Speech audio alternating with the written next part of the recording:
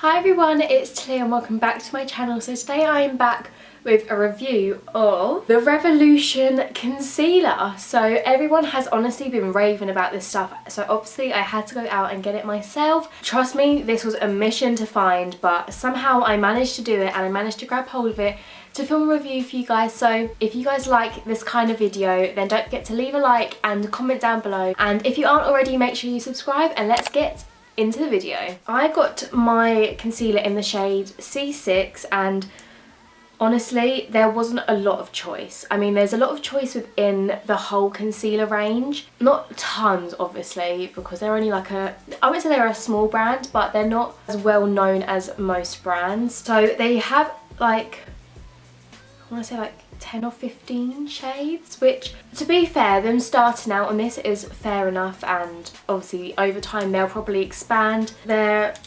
Oh, sorry, I'm just trying to get into this to get off this security tag. I got C6 and it was either this or C9, and C9 looked really pink, and I personally have yellow undertones to my skin, so I just thought it'd be best to get something that's a little bit lighter but at least it's the same tone as my skin. So I've currently only got on foundation. I've only got on foundation right now, so we'll give them as a fair test. And I've seen a lot of people compare this to the Tarte Shape Tape, which I've personally never used, but all I've ever heard about is good reviews. I've never heard anything bad about it. So if this is anything like that for £4, that is going to be amazing. So the applicator is just like a giant doe foot, which is exactly like the Tarte Shape Tape from the videos I've seen, because I don't have it. I'm literally just gonna go in like underneath my eyes.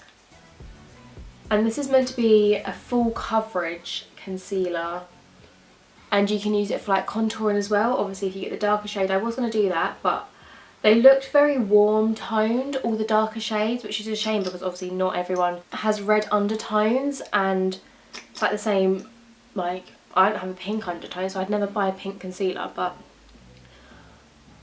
I prefer a kind of cooler contour, so I think I might wait and hold back on that one. So yeah, I'm just going to highlight my face with this as well because it is a good highlighting shade.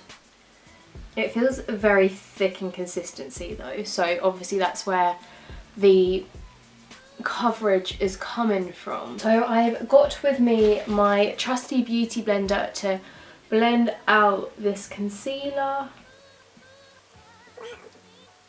It's a very good colour as well. I really do like the colour of this concealer.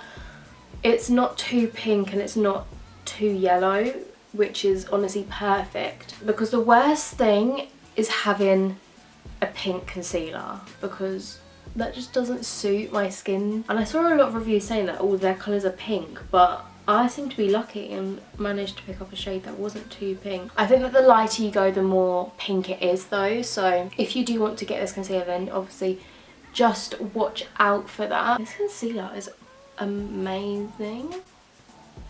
Like, what?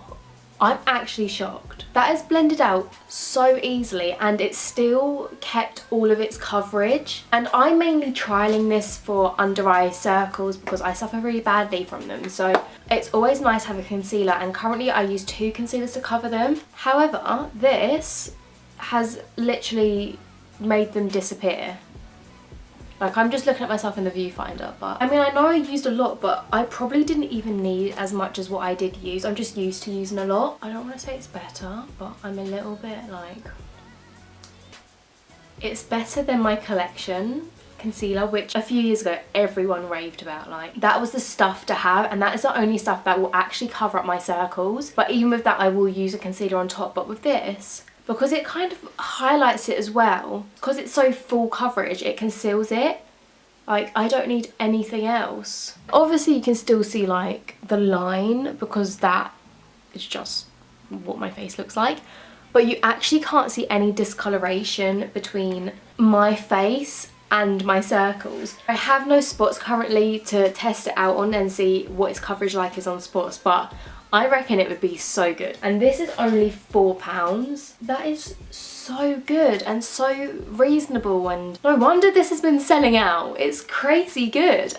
Obviously I haven't tested out like the longevity of it and if it lasts.